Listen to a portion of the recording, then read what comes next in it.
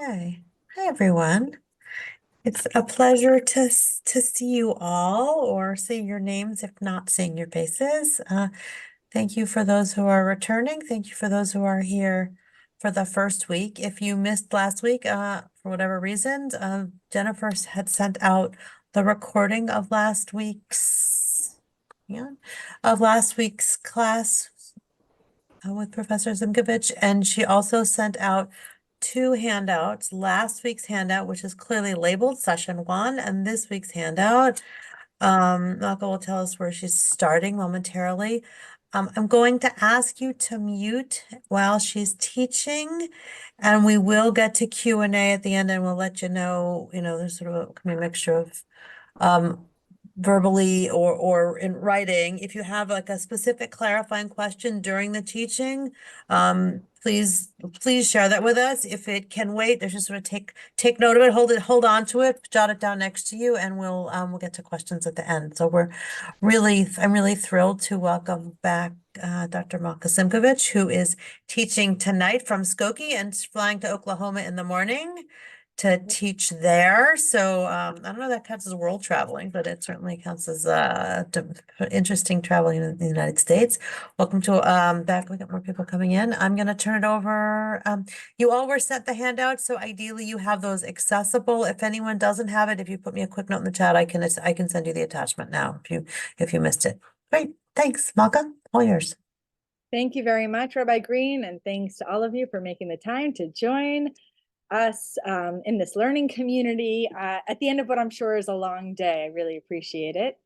Last week, for those of you who are with us or watched the video, we discussed common Judaism, this idea that in the ancient world, what identified Jews primarily was not necessarily the temple and access to the temple or purity laws, but three identifying practices that Jews could keep wherever they lived. And indeed, Jews did live throughout the Hellenistic world by the 1st century BCE. Jews are all over the Roman Empire.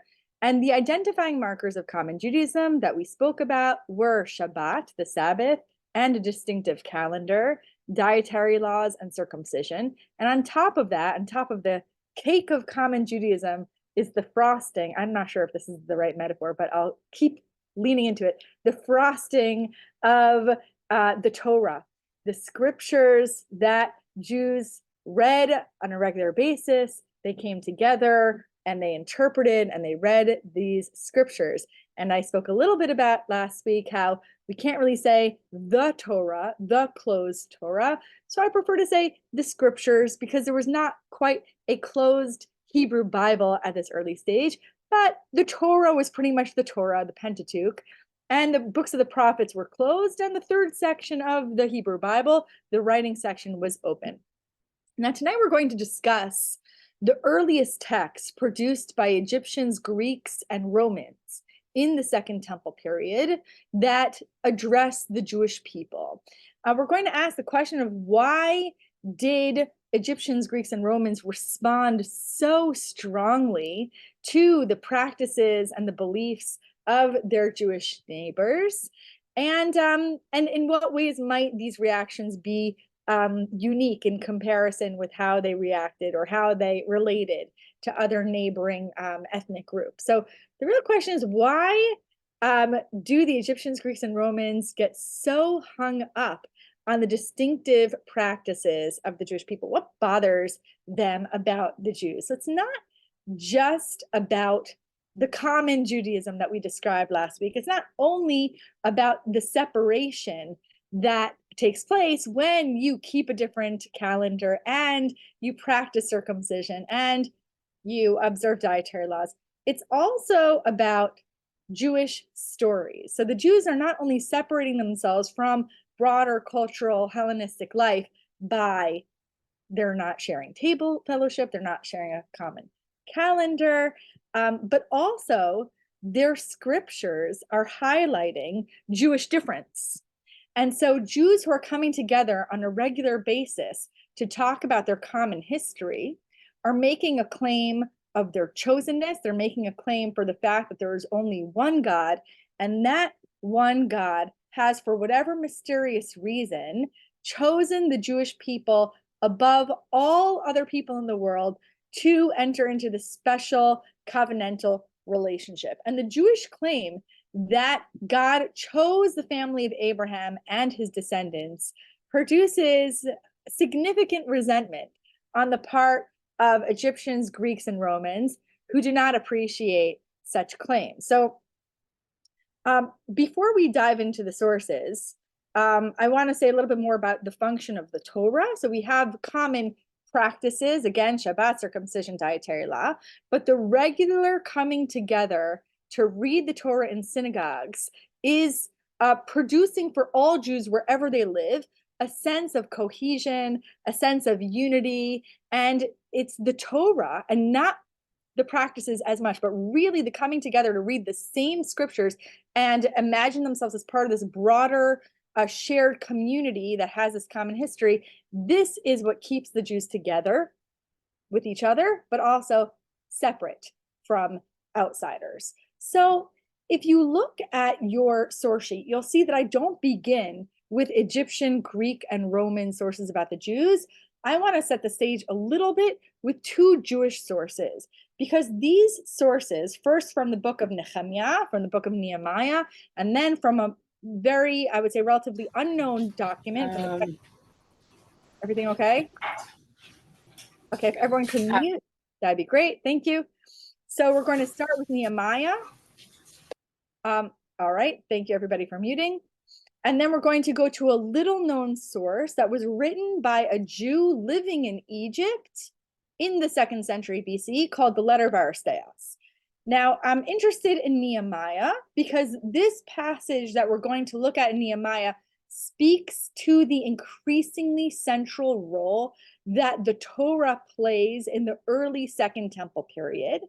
And this is a new role because in the First Temple period, all Jews, or we would say Judahites, are living in relative proximity to the temple. They're living in the land of Israel in this region called Judah.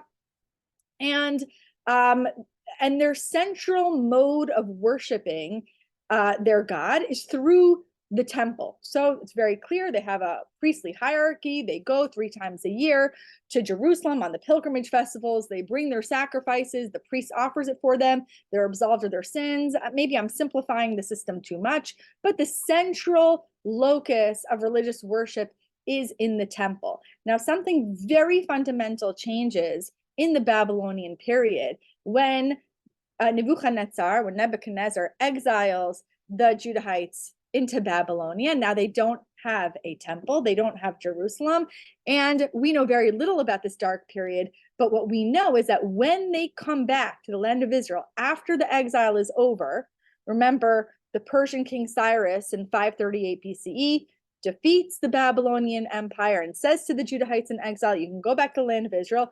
They come back to the land of Israel with a new modality of worship, and that modality is the Torah. So when they come back to the land of Israel, now they have 2 parallel ways of worshiping their God. One is through the cult at Jerusalem, and one is through the study and interpretation of their written scriptures. Now, the Torah becomes increasingly central to the people in the Second Temple period. It connects them to their past, and we have this fascinating story in Nehemiah 8. I'm not going to spend so much time on it, but in this story, the people who have just returned, so now I invite you to open up your source sheets and look at the first source, and if you want, I'm happy to share my screen. But at this moment, in the decades of what's called the Restoration, the leaders Nehemiah and Ezra are encouraging the Judahites who have been in exile to return to the land of Israel.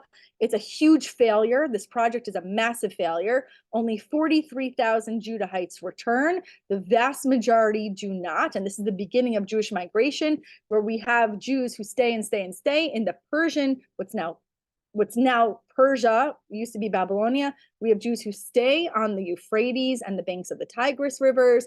We have Jews who move west, but they don't go to the land of Israel. They go to North Africa.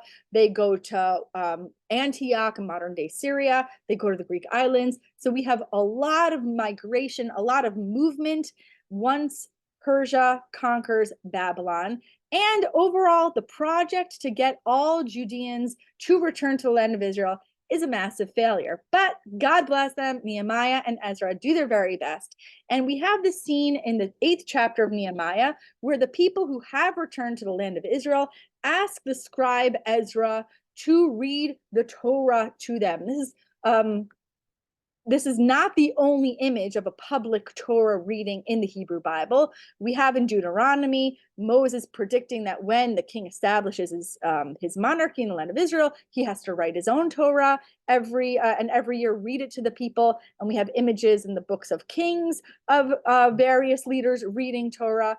But this is a new image, I think, because when Ezra reads the Torah to the people, they burst into tears. Why are they hysterically upset at Ezra's reading of the Torah? We don't know what verse he was reading, although there are hints that he's reading Leviticus 23, which is about the observance of the Tabernacles holiday, because right after he reads, the people go and they prepare for the holiday.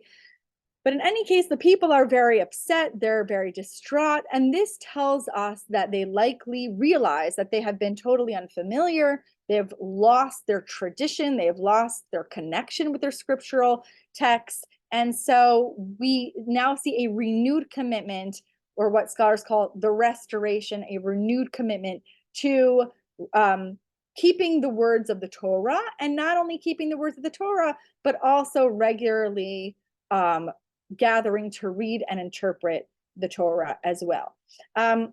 This is also the first passage, I think, in the Hebrew Bible that uses intertextual interpretation. So not only are they reading Leviticus 23 about the Tabernacles holiday, but they're also they're interpreting the verse in a very fascinating way. The verse says that you should take fruits that are indigenous to the land. And then the next verse, it says at the end of Leviticus 23, you should build huts and sit in them for 7 days. And the people note this juxtaposition and they wonder, why do you have a verse about taking indigenous fruits? And there's no clarification about what to do with those fruits. And then the next verse, the people are told to build huts. So in Nehemiah 8, they read this juxtaposition as significant, and they use the fruits to build the huts. And even today, if you were to look at Samaritan Sukkot, what the Samaritans in the land of Israel do is they build their tabernacles, their Sukkot, in this way. They use indigenous fruits to the land of Israel. It's quite gorgeous. You could look this up online. The roofs of the Samaritan Sukkot are full of fruit. And it comes from this scene where the people are interpreting Leviticus 23. So this notion that the people are coming together to read the Torah and to interpret the Torah is key to understanding how Jews in and outside of the land of Israel survive this dispersion that is really never resolved, because from this point on, the people are dispersed throughout the world. And I wanted to mention, and this is all going to be significant when we go to texts about the Jews, I wanted to mention not only the increased emphasis on the written scriptures and its interpretation, but also the fact that there are figures, there are Jews living throughout the Hellenistic world by the 2nd century BCE who are speaking Greek, who don't know any Hebrew, who don't know any Aramaic, they're totally Greek speaking, and they want to walk this tightrope of being completely integrated into the Hellenistic world and also identifying as an observant Jew, or what some might call today dual loyalty. But I think in the ancient world, it had no negative connotation at all. This was simply what they thought was ideal. And so you have a figure, we don't know his name, but we know of a writer who produced this work called the Letter of Aristeas. And this document, again, produced in the late 2nd century BCE in Alexandria in Egypt. And Alexandria was a very important ancient city in the Hellenistic world. And this writer describes the circumstances in which the Torah, the first 5 books of the Hebrew Bible, was translated into Greek into what becomes known as the Septuagint. Now, this takes place in the late 3rd century BCE, about 100 years before this document is written. So the Torah is translated into Greek in around the 220s BCE, and about 100 years later, this document about that translation is produced. Now, the document, I would say, is fictional, meaning it culls from historical events, but it narrativizes it. It sort of fluffs it up, as many Hellenistic historians did in the ancient world. And it depicts the Torah's translation as a project that is initiated by the Hellenistic king Ptolemy to Philadelphus. And according to this document, the Hellenistic king, who's king of this region in North Africa that includes Egypt, was in such a state of admiration for the Jewish scriptures that he insisted that the Hebrew Torah be translated into Greek so that all Greeks could have access to the wisdom of the Jews. Now, all of this, I think, is fantasy. I think historically, the Hebrew Torah was translated into Greek because there were pragmatic necessities. The people, the Jews who lived in Egypt and didn't speak Hebrew, needed access to their scriptures. And so scholars, Jewish scholars in the land of Israel, said, we're going to produce for you a really good translation of our Hebrew text that you can read your Bible. Well, it's not a Bible yet, but your scriptures in your own language. But according to Aristeas, the project is initiated by the king himself, who is so in awe of Jewish wisdom traditions that he thinks everyone needs to know this stuff, and everyone in my kingdom needs to be reading the Jewish scriptures in order to philosophically perfect themselves. And in this text, the Torah is the most philosophically perfect text. And in fact, there's a very delightful and very long passage in Aristeas that goes painstakingly through Jewish dietary laws. It's one of the earliest explications of Jewish dietary laws that we have. And he goes through every single thing that Jews don't eat and provides rationale for why Jews don't eat that animal. And it's all very allegorical, it's very philosophical. The author claims that every animal that Jews don't eat, it's because that animal embodies a certain philosophical characteristic that Jews, as the ideal philosophers, do not want to inculcate into themselves. So it's one of the earliest efforts to rationalize Jewish practice.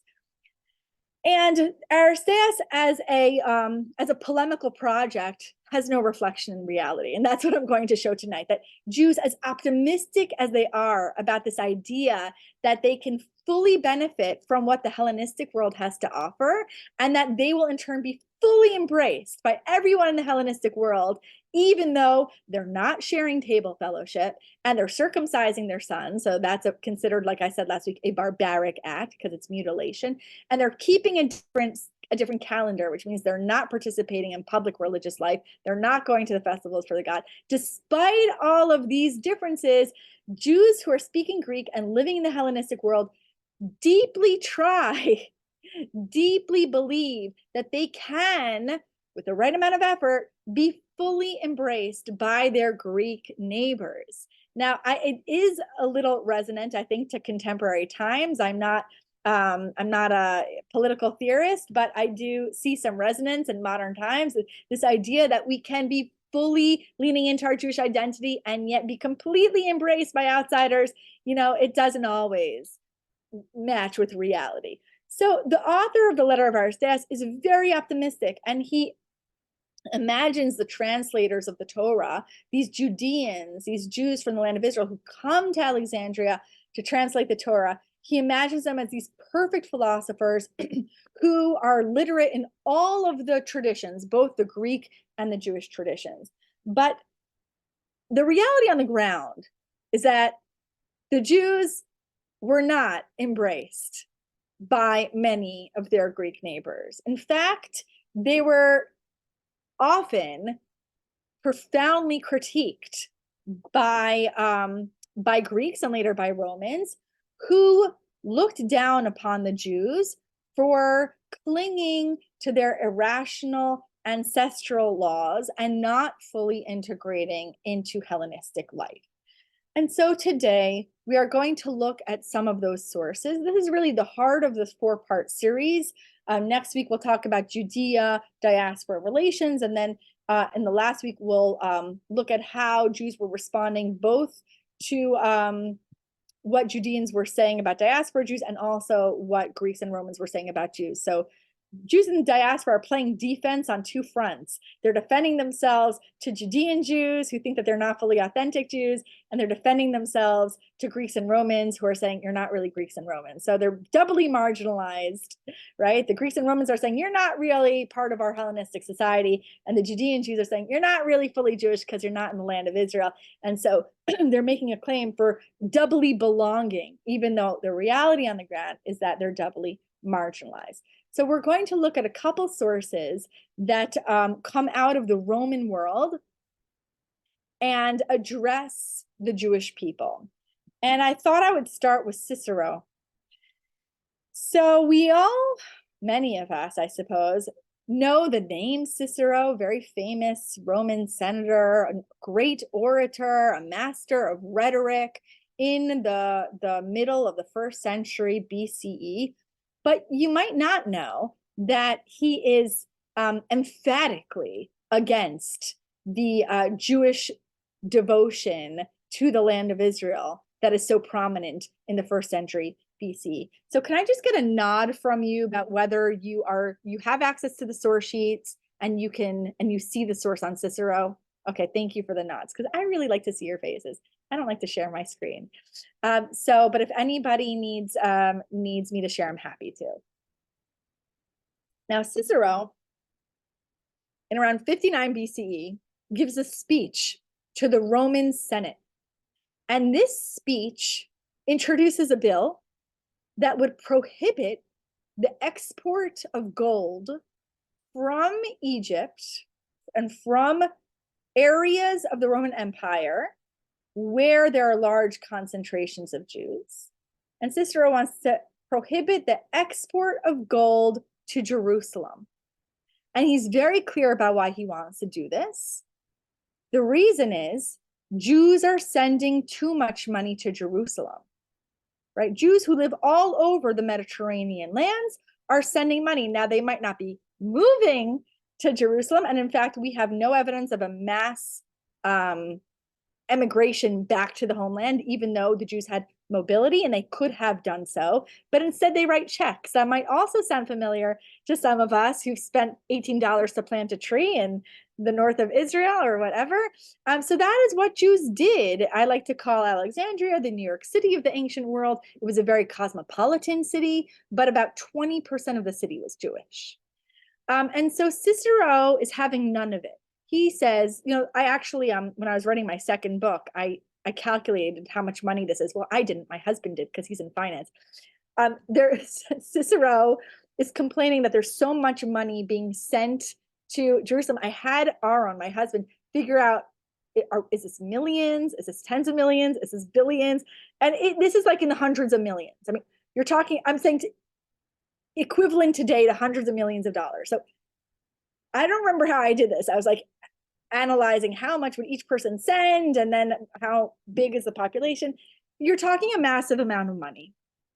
And Cicero's argument is that as long as Jews are sending hundreds of millions or even billions of dollars to, equivalent today, to the Jerusalem temple, that comprises funds that should be sent to support Roman infrastructure, and specifically the Temple of Jupiter.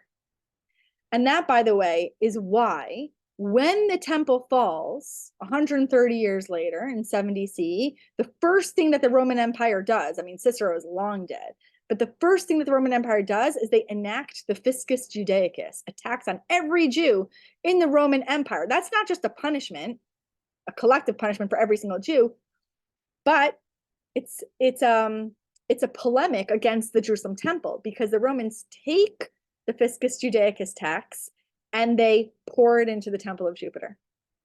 All right. So anyway, Cicero says some very not nice things, but insults are entertaining. So don't feel bad if you're entertained by Cicero.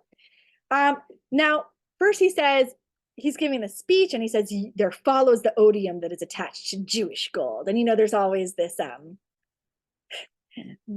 theme of Jewish money, Jewish power, all these rich Jews sending money to the wrong place. And look at how they're working against our interests. And he says, I don't read word for word, so I'm going to skip to the third line. You know what a big crowd it is. Now he's giving a speech. Jews in Rome knew about this speech and they showed up to protest. I love contemporary resonances, but we're going to resist. We're going to resist. So Cicero says, I see those Jews in the back, right? Laelius, I guess that's the person who he's giving the speech to. You know what a big crowd is, how those Jews stick together, how influential they are in informal assemblies, right? All these things should sound very familiar to you. Money, power, influence, tornado warning. I just read the chat. Do we have to go or can I just keep, are we okay? Tornado warning? I've got no emergency alert on my phone. I mean, I saw something earlier, so I'm going to assume unless there's sirens going off, we're okay. But anyone who's uncomfortable should go where they need. We have sirens going off in Highland Park. So if people need to take shelter, we're recording the. Oh no. Yeah, Deerfield too. So I think we're at least going to move to a more sheltered space. Okay, so you know what? Listen. Okay.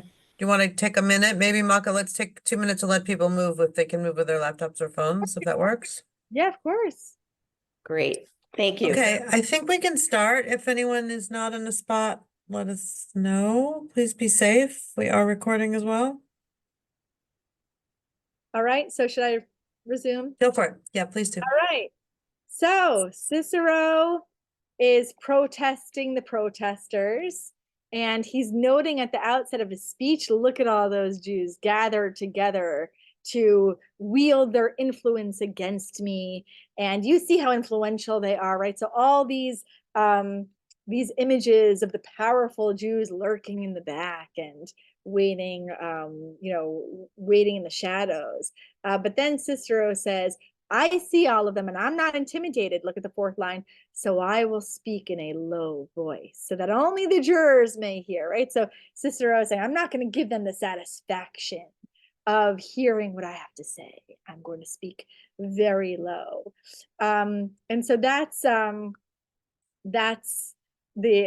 towards the opening of the speech. But then he goes on to say, who is there, gentlemen? Do you see that in the second line under 67, who could not honestly praise Flaccus's action? Flaccus was a Roman prefect who was also involved in forbidding the exportation of gold from various Jewish communities. Oh no, do you hear that? Yes, my phone's going berserk now. Take shelter now. Jake, we gotta go downstairs. There's a tornado warning. I'm not sure what to do myself because I'm on a big monitor.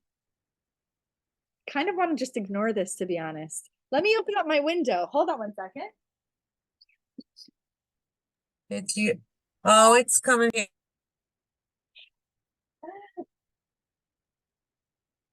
Oh my.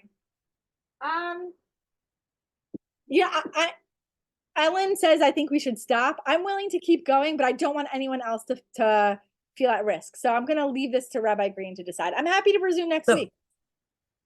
We can, it's up to, can you go somewhere else, Malka, so you're not sitting right by windows? I would have to get off of this call because I'm on a, and then I don't have a basement, actually. I have to think about where to go. I don't want to ask you to stay in front of a window. I don't think that's a wise idea. I'm sure you're fine, but if there's somewhere. Okay. I'm going to get off of this call.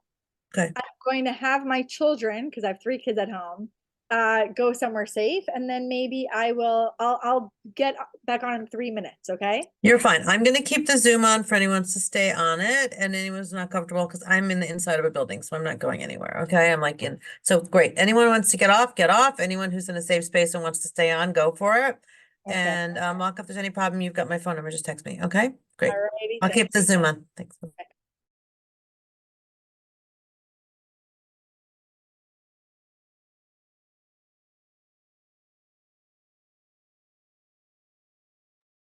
Rick, we're taking a momentary break because of tornado warnings, and we're gonna come back on once Dr. Simkovich has gotten her kids settled and moved to a different place.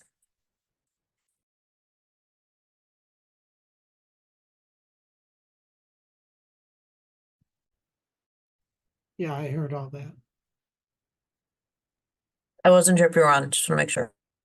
Yeah, there's thunder and rain here in Glencoe, but There was just an alert. No, I got it on one. I got it. Actually, I didn't.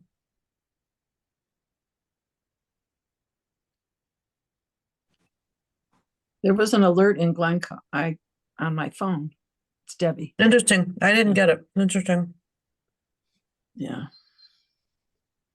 I'm in the There's basement. alert in Glencoe until 8:30, but if you look at the storm, it appears to be focused more in the Wilmette areas where the biggest concern is, if I'm looking at things properly. So Okay. Yeah, it tends to cover wide ground. Still here. I'm just moving things around You're before I go fine. downstairs.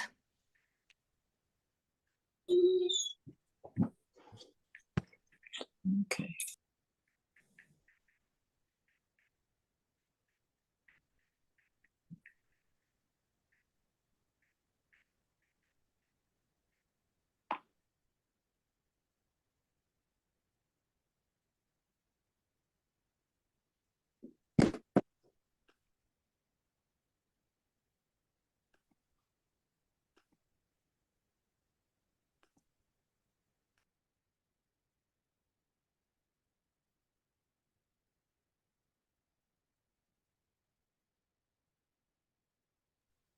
uh, now there's a siren in Glencoe. Mhm. I hear the siren.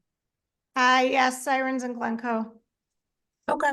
You know what? If you want to get, if you need to get off, get off. If you're in a safe place in a inner space that's comfortable, stay there. And we'll just give it a few minutes until she's ready. Okay. Okay. If I move, I may not be on that long just because I've got an old my laptop's battery isn't so great. Okay. We're gonna record it, so most importantly, everyone should be safe. So Right. Hi, everybody. hi. So We have a few people moving around. We'll give them a couple minutes if that's okay. yeah, totally. Are your kids okay? Well, my son had just gone to sleep 5 minutes before the siren went off, so he's a little disconcerted, but thank you for asking. He's fine. My girls are totally fine. Everything's okay. Yeah, I even might just go back to my office, but I guess that wouldn't be responsible. I'm usually the one who goes to the basement with my kids and then runs back and forth for snacks because we're sitting down there for a long time. How old are your kids? Well, I have four, but I have an 18-year-old who's not home. He's in Israel for the year. Oh And then my. I have two girls, 16 and 12, and an 8-year-old boy. Oh, so Yeah. nice. Yeah, it's great. Yeah. So Anyone still in transit? Oh, hang on.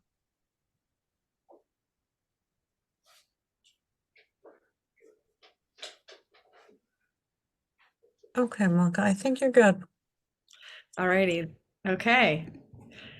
So returning to Cicero's speech, Cicero says, to resist the barbaric superstition, and here he's using an actual Latin word, superstitio, and this word in Latin opposes the Latin word religio, which is related to today's word religion. So the formal official practices of the Roman Empire is the legitimate religio. Anything that is outside of that religio is a superstition, a superstitio. So here he says to resist this barbaric superstition, and barbaric, I think I said last week, is a Greek word barbaros, which means a foreigner, but barbaros also technically means a non-Greek speaker, because if you don't speak Greek, you sound like this, bar, bar, bar, bar, bar, bar, bar. So this barbaric superstition, right? To resist these outsider Jews. is an act of firmness, right? It's an act of confidence to defy the crowd when sometimes in our assemblies they are hot with passion for the welfare of the state was an act of the greatest seriousness. So Cicero is doing some logical somersaults. To oppress the Jews, essentially, or to tell them where they can send their funds and who they can support, is an act of leadership, an act of piety. And he says, and I do not think that illustrious general Flaccus, who is involved in this project to prohibit the export of gold to Jerusalem, was hindered by the religious feelings of the Jews and his enemies, but by his sense of honor.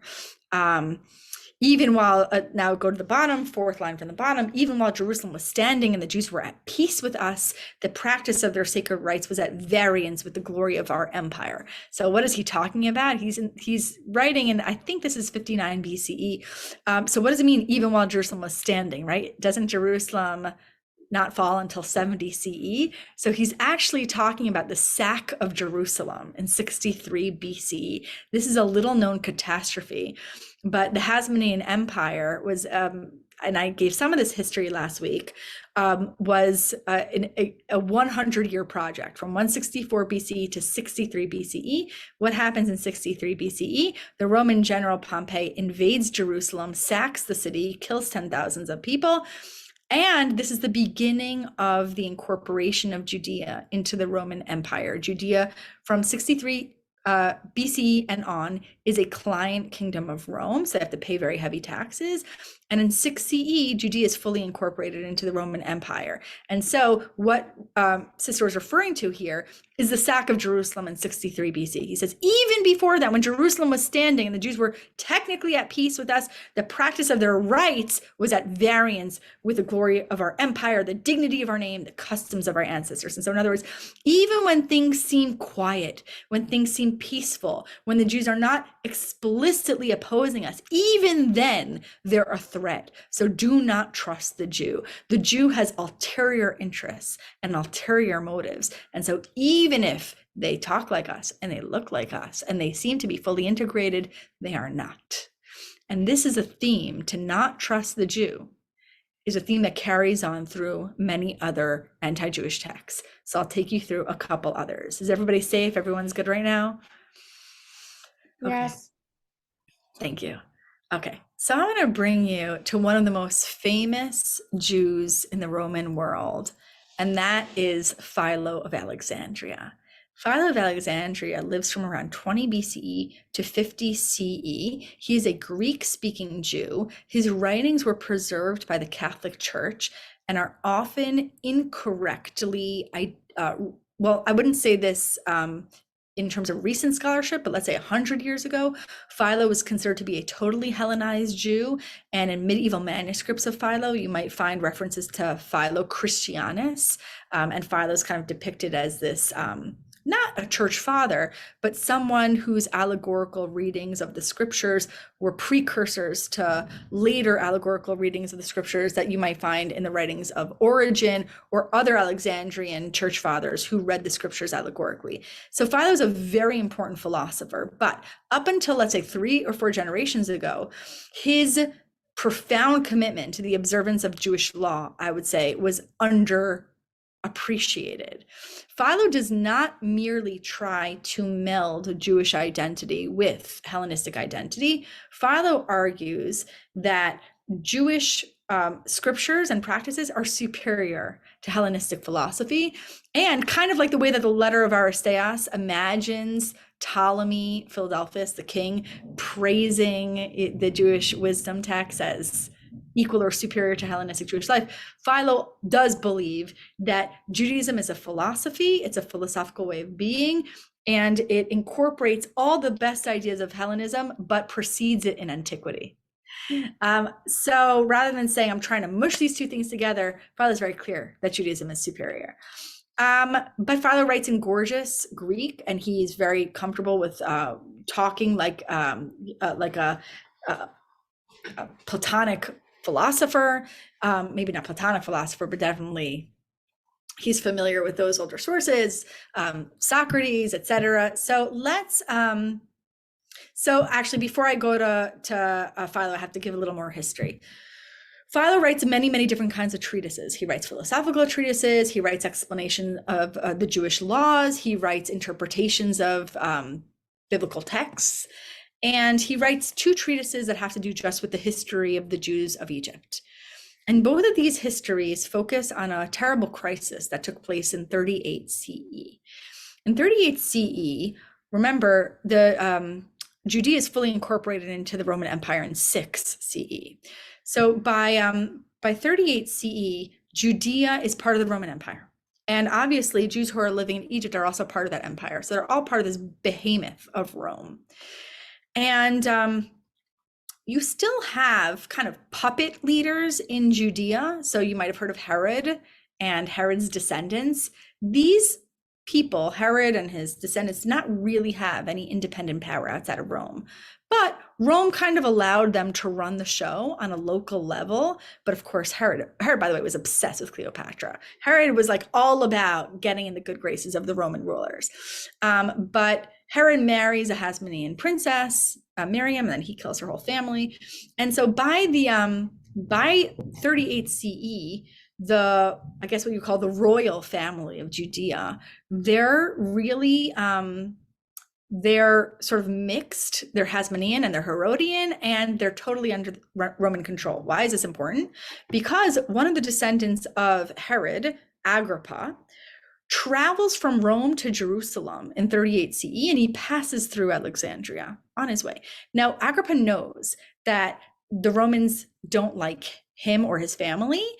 The Romans in Egypt don't like him or his family because they think that they have too much power as Jews. So Agrippa goes, he docks his boat in Alexandria on the island of Pharos, or by that famous lighthouse.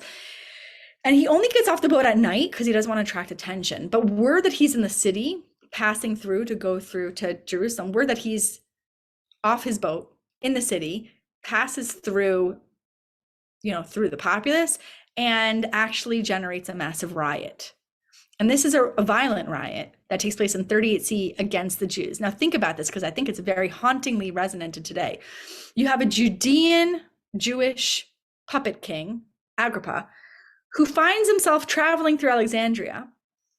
And the presence of this king so incenses the local population that they turn against their own Jews. And these riots, which take place over the course of days, they include people destroying synagogues, killing hundreds of Jews, destroying the sacred books of the Jews, attacking Jews in their homes. And when you read Philo's description in his 2 treatises, in the letter to Gaius and in another treatise called For Flaccus, which is not the same Flaccus as Cicero's Flaccus, by the way, but when you read it, it sounds a lot like Kristallnacht. It sounds a lot like the events of November, I think it's 1938. So, or is it 39? Okay, you'll have to tell me. But in any case, 38. 38? Thank you. Okay, so Philo is devastated by what happened in his own city to the Jews, because Philo believes in this project that Jews can fully involve themselves in philosophical public life and also be true to their own ancestral traditions. And then he looks around at the devastation in his own city, and hundreds of Jews have been killed, and the synagogues have been torched, and the Torah scrolls have been desecrated. And he's like, what just happened? And he's absolutely traumatized. So Philo goes in a delegation of, there are 5 Jews, he's one of 5 prominent Jews, who are sent to Rome to appeal to the Roman Empire to get involved in this anti-Jewish, we're not going to say anti-Semitic, but anti-Jewish violence. Now, does anybody know who is the emperor of the Roman Empire in 38 CE?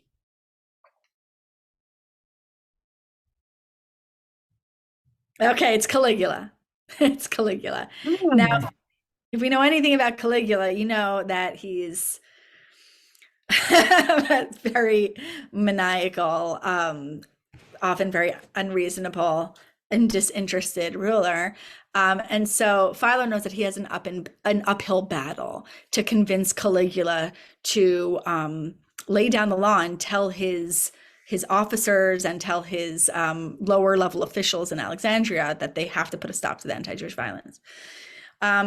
Philo, in incredible detail, describes his visit to Rome and the audience that he is given with Caligula. We have this. I mean, this is just an unbelievable description of Caligula's court. And Philo describes, I'm just going to give you a tiny snippet of it because it's not huge, but it's a significant treatise and you should all read it on your own. But it's basically a series of terrible humiliations that the Jewish delegation suffers or experiences as they are waiting. First, they're waiting and waiting. They wait months just to be given an audience with Caligula. And then the actual meeting is a huge disappointment. So I'm just going to show you, actually, I'm not going to share my screen because you all have it. So unmute yourselves if you can't find the source, but we're on source number 2. This is towards the end of Philo's treatise, Embassy to Gaius, and he explains those first few moments of confrontation with Caligula that he and his 4 Jewish companions experience. So they finally, after months of waiting, they finally get an audience with the Roman Empire, and it goes badly in every possible way. So look at this source. When we were brought into Caligula's presence, the moment we saw him, we were, just totally deferential. We bowed our heads to the ground with respect and timidity. Now remember, Philo was very, very prominent, maybe the most important Jew in his entire city. He's a very well-respected philosopher, public intellectual, and he knows he has to kind of humiliate himself before Caligula to get Caligula interested in the plight of the Jews. And we salute him as Emperor Augustus, which is a sign that he's divine. Remember, Octavian, Caligula's predecessor, changes his name to Augustus and then takes on this divine. He's the first Roman Empire to say, I'm not merely, I'm not just a mortal, I'm a god. The mildness and kindness with which Caligula replied to our greeting was such that we gave up not only our case, but our lives for loss. We realized, because Caligula has such a harsh reputation, that when he looks at us and he smiles, our hearts sink, right? I'm going back and forth between the actual text and I'm kind of inserting in between the lines. We know something is really, really wrong because Caligula's smiling. Oh, hello, little Jews. In a sneering, snarling way, he said, what is the first thing he say? Are you the God haters who do not believe me to be a god? In other words, are you the a-holes? Sorry, we're all friends, right? Are you the bleeping bleaks who disrespect me every day and deny my divinity? Oh, middle finger, right? I mean, that's literally what's happening here, okay? A god acknowledged among all the other nations, but not to be named by you. And stretching out his hands towards heaven. This is great. Philo can't write it because he's like, this is so terrible. Caligula gave utterance to an invocatory address, which it was a sin even to listen to, much more to reproduce in the actual words. This is a gentleman's way of saying that Caligula lets out a string of cusses that also maybe affirm his own divinity, unclear, but some foul-mouthed response comes out of Caligula, and they just know that their cause is lost. And indeed it is. But let's do a little more because it's hard to read, but it's also very entertaining. So anyway, are you the god haters who deny my divinity? And then he says some kind of terrible, blasphemous thing, and they're horrified. And then look, do you see how vast was the delight, which at once filled the envoys on the other side, right? Because there are other people who are coming to advocate for the necessity to quell those big bad Jews who deserved what they had, or got, what's the phrase, had what they got coming. I don't know. So in any case, got what they had coming. So the other people who are there to advocate against the Jews are so delighted. They thought that Gaius' first utterance had secured the success of their mission. They gesticulated, they danced about, they invoked blessings on him under the names of all the gods. Now, the people on the Jewish end are very, very concerned. And they say, first, this bad guy on the other side, Isidorus, says, my lord, you will hate still more these people here present and those of whose nation they are, if you understand their malevolence and impiety towards you. In other words, you guys don't know the half of it. That's what Philo's opponent says. You think that they're just denying your divinity? No, they have malevolence against you. They want to do you harm. For when all men are suffering, all other men are offering sacrifices of thanksgiving for your preservation, they, the Jews, could not bear the thought of sacrificing. And then he goes, and when I say they, just to clarify, I include also the other Jews, right? So there's this collective responsibility that all the Jews shoulder the burden. There are not just some bad Jews in Alexandria, but all Jews are collectively guilty of malevolence against the Roman king, the god, the empire. No, we all cry out with one accord, Lord Gaius, we are slandered. We did sacrifice on your behalf. And actually, we have a lot of really compelling evidence that indeed there was a daily sacrifice for the welfare of the empire, of the emperor, in the Jerusalem temple in the 1st century. We know this from Josephus, we know this from the Mishnah, we know this from rabbinic literature. So there was a daily sacrifice on behalf of the Roman Empire, but because non-Jews were not allowed into the temple, the Romans never know for sure. They're not trusting what happens in that temple because they're not allowed in. And that makes them very resentful. Oh, okay, that's very nice. You're telling us that you're offering a daily sacrifice on our behalf. But why do you think you're so great that you won't even let us see what's happening in there?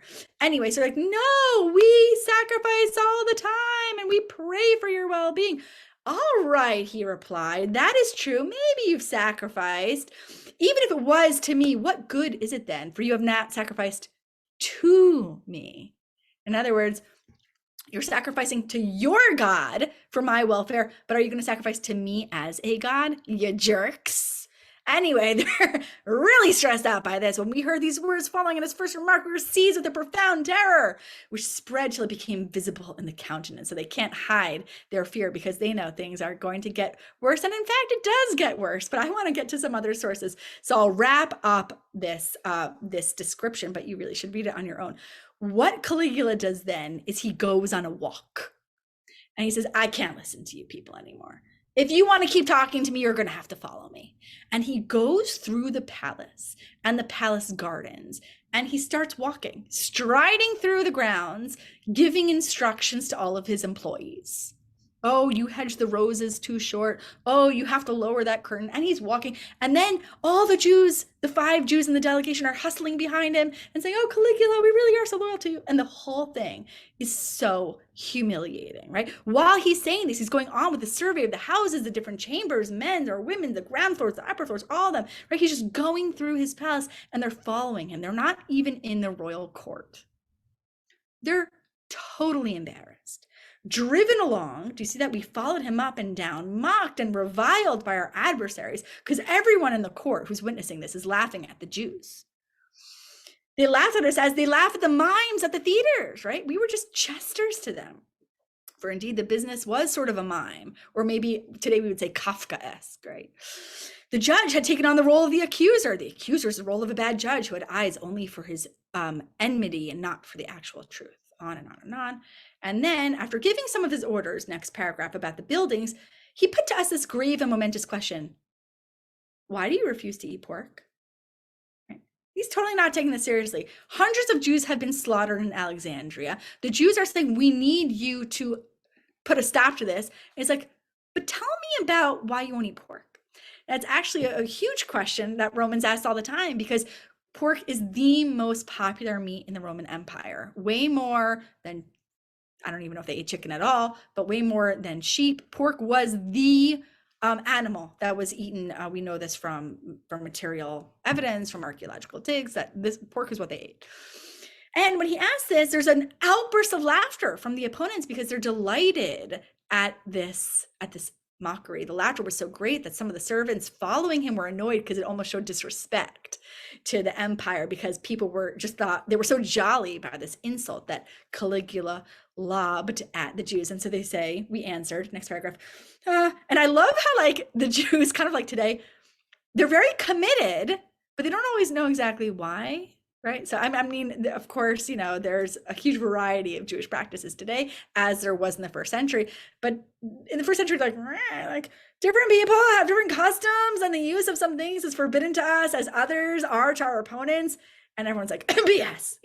Someone said, yes, just as many don't eat lamb, which is so easily obtainable. Whereon Gaius laughed and said, quite right too, for it's not nice. In other words, I don't know why I just gave Gaius a British accent, but in other words, Gaius laughs and says, well, lamb is gross. Lamb doesn't taste good, so of course we don't eat lamb. Under such befooling and reviling, we were helpless. So that's Philo. Now, I mean, I could just talk about Philo for ages. This was a disaster. 38 CE in Alexandria is one of the worst disasters to have taken place in ancient times to Jews. And it conveyed a very harsh truth, which is that as besotted as Jews were with Hellenistic teachings and culture, they were never going to be fully accepted as long as they maintained a connection to their ancestral practices and their Torah. And this is a very hard truth for Philo to accept. I wish I had included another passage on the source sheet, but at the very end of Embassy to Gaius, Philo says, if you don't protect Alexandria and its synagogues, Caligula, what other synagogue in the Roman world is safe? Incredible passage. You could send me an email and I'll send you the paragraph, but not tomorrow because I'll be in Oklahoma. So let's do a little more. Maybe Rabbi Green, we'll take it to 8:15, 8:20. Is that okay? That's great. You're good. Thank you. Okay. So I'm not going to do all these sources. We're going to skip Hecataeus. So Josephus, I said last week, writes 4 things. He writes an autobiography, Vita. He writes a 20-volume work of Jewish history called Antiquities of the Jews. He writes a 7-volume work of the Jewish War, and he writes the first systematic defense of the Jewish religion to ever have been produced, and that's against Appian. And he goes through what everyone in the ancient world is saying about the Jews, and he just knocks them down like pinballs. I don't know if he's effective. That's a subjective assessment. Many in the ancient world who were not Jewish would have said he wasn't, but he does try his darndest. And he starts with Hecataeus. Well, he doesn't start, but one of the opening thinkers that he cites is Hecataeus, who actually, I believe, is a 4th century BCE Greek, but is quite neutral on the Jews. And the reason why I included it here, I'm not super interested in Hecataeus. His reference to Jews is neutral, or maybe even a little positive, as I recall, but the real anti-Jewish material does not show up until the 3rd century BCE. So in the Persian period from 538 to 323 BCE, we actually don't have a lot of anti-Jewish literature. It's ironically when the world, the Hellenistic world, becomes universalized, right? Where there's this value on a common culture and a common language and common ideas, that then the Jews get critiqued for being too particularist. Now, the reason why I say it's ironic is because in the biblical period, the Jews are the only universalists, right? The Abrahamic family and their descendants are saying, well, we worship one God, and it's a universal God.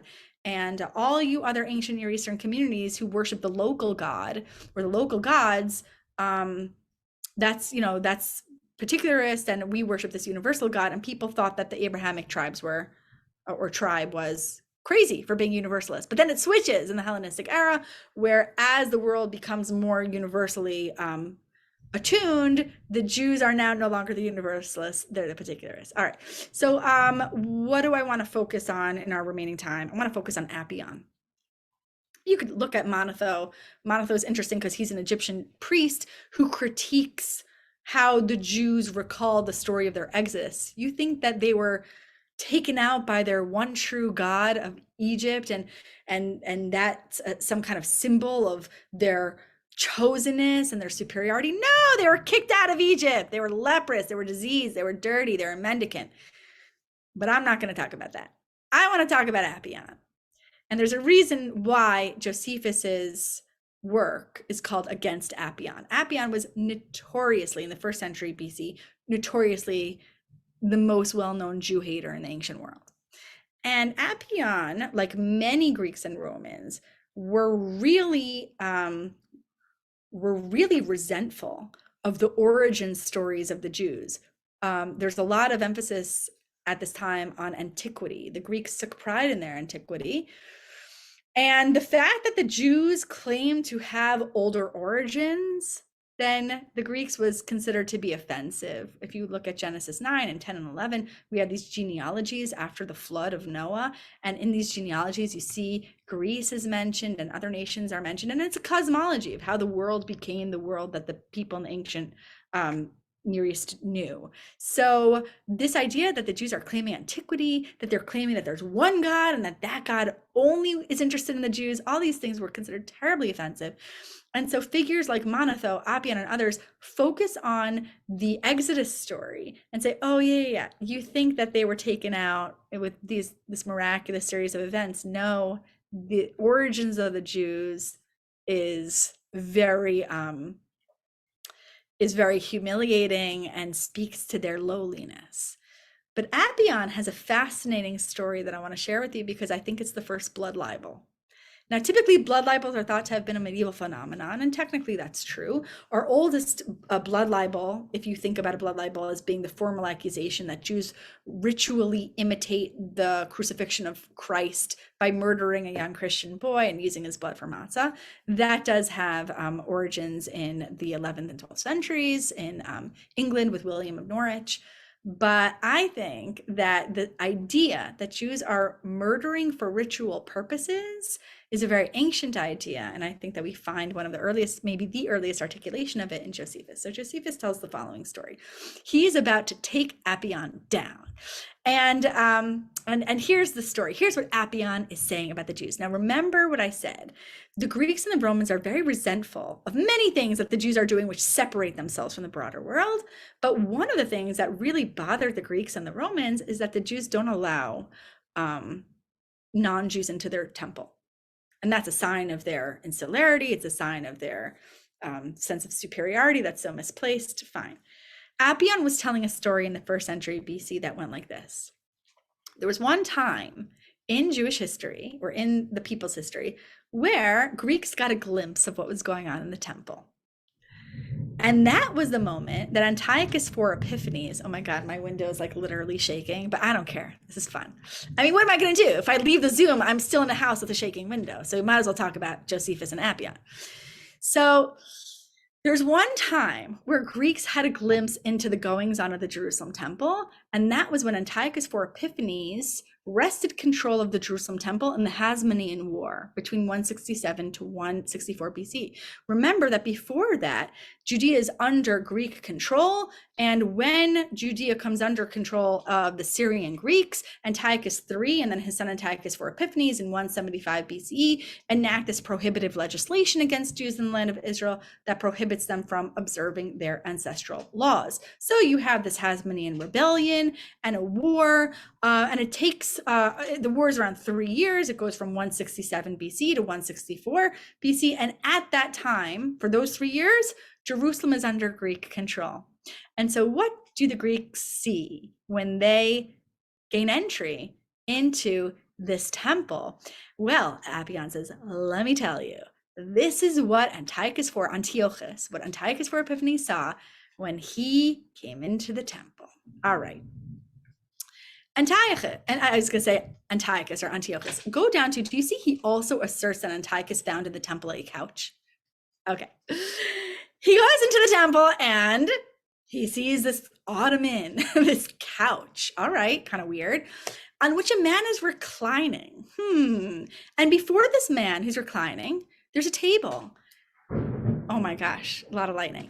And before him on this table is laden a banquet with fish of the sea and beasts of the earth and birds of the air. Very nice. It's a beautiful feast at which the poor fellow was gazing in stupefaction. All right, so Antiochus goes into the temple. There's a man lying on a couch and he's just staring slack-jawed at a bunch of food. Weird, but okay.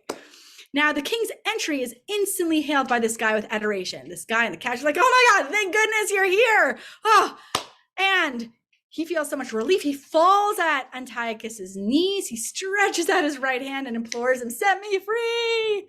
What in the world is going on? The king reassures him and bade him, who are you? Why are you living here? What is the meaning of this abundant fare, right? I see a nice feast. I don't know why you're freaking out. Antiochus IV Epiphanes says to this man, thereupon with sighs and tears, the man in a pitiful tone told the tale of his distress. He said, according to Appian, who's living in the late 1st century BC, that he was a Greek. And now whenever I read this part, I think of like this pastoral, like Sound of Music, like a flute in the like pasture, like do do do do do do do do do.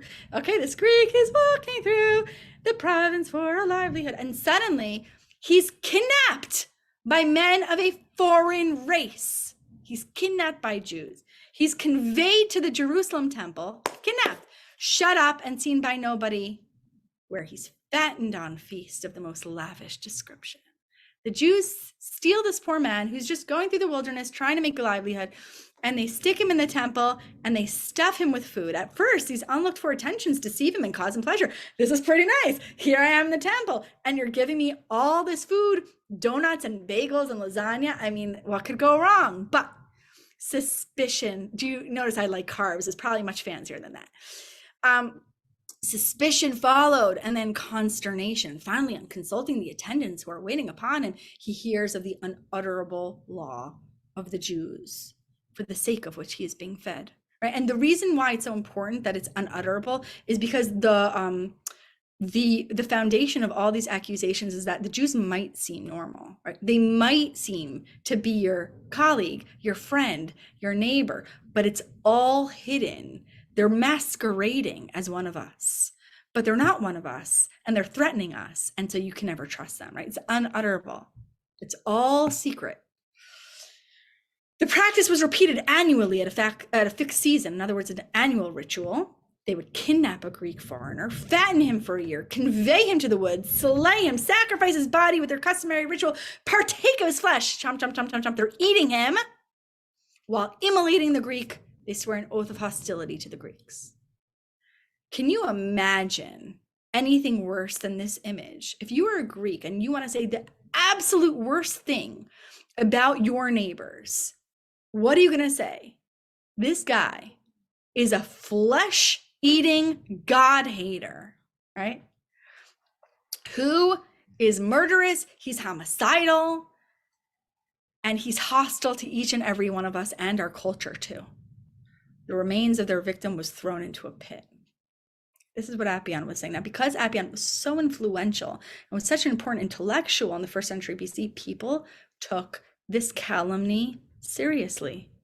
And they believed this libelous story that had no grounding in the truth. And Josephus takes it upon himself over a century later to rebut this position, which tells us that it still had legs, that people were still talking about this story when Josephus is writing in the late 90s CE.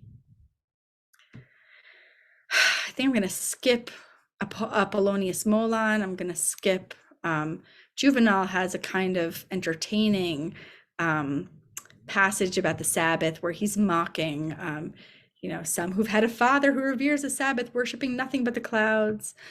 Seneca, who's not on the source sheet, also mocks the Sabbath as a sign of Jewish laziness. I think I'm going to stop there because it's 8:12, and I want to wrap up some main points. I started by talking about common Judaism and the centrality of the Torah and its stories to Jews who lived everywhere. Now, on the one hand, the Torah has a lot of power. It's this unifying force for all Jews wherever they live. They're telling this common story, but that also raises the risk for all these Jews wherever they lived to be subject to collective responsibility and blame when things go wrong. Oh, you think you're like your cousin in Judea? Great. When he rebels against us, we're going to blame you too. Oh, you think you're part of this other community, not the community right in front of you? Great. You're going to have to pay a tax when they mess up.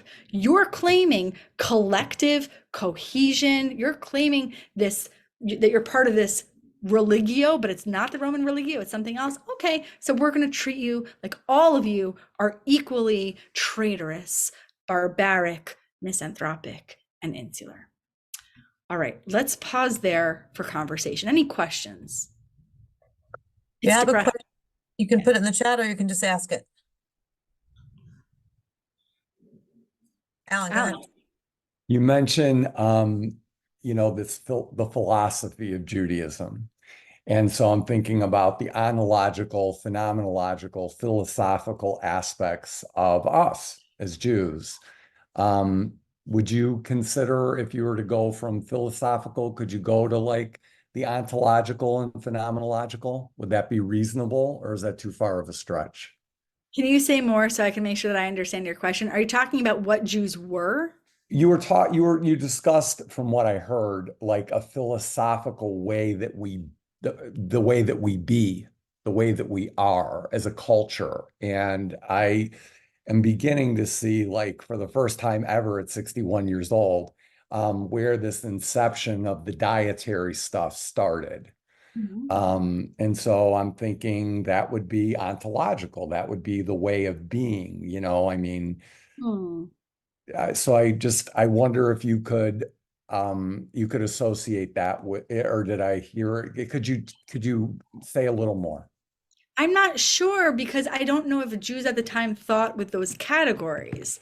And I also, I tell my Catholic students all the time, there's no evidence that Jews in the biblical era or even later in the Second Temple era were thinking with the categories of moral purity versus ritual purity. So you just don't have categories like that. So for example, if you look at Leviticus, again, many of my Catholic students will be like, well, that's for the Jews, right? It's all about purity, it's all about ritual. But actually, if you look right in the middle of Leviticus and you look at chapter 19, you see a lot of ethical material. In fact, there's actually no teasing out the ethical from the ritual. So I guess I would want to know more about why you're asking what you're asking, because I don't know that they would have viewed those things as I separate. have no idea why I'm asking. I heard the word philosophical. And so I was wondering, I mean, we have ways of being that make us different than the others. And some people don't like us because of that. Because if you look at it, there was this, amount of horns and sirens while we were here, and yet here we are. So, I mean, it sort of speaks to me in 2024, this is really what makes us Jews. We're still in class. We're still studying. Nice. Yeah, I mean, well, so okay. I try to use words that appeared in the ancient world. I try not to use words, so that's why I'll say anti-Judaism, not anti-Semitism. I try to use words that Jews in the 2nd century BC would have used. And philosophy is one of those words. So many Jews who are working in Greek-speaking spaces, such as Philo, and also Josephus, use the Greek word philosophia, to describe Judaismos, which is Judaism. Now, Judaism is actually a very, very rare word. We only find Judaismos 4 times in Second Temple Judaism. So it could even be there, like what exactly... Sorry, hold on one second. I just got a text. So even the question of what was a Judaios, what was a Jew, was it an ethnogeographic designation? Was it a religious designation? Was it a people? Was it a nation? Was it a race? They are called an ethnoi. They are called a race in Greek and Roman texts.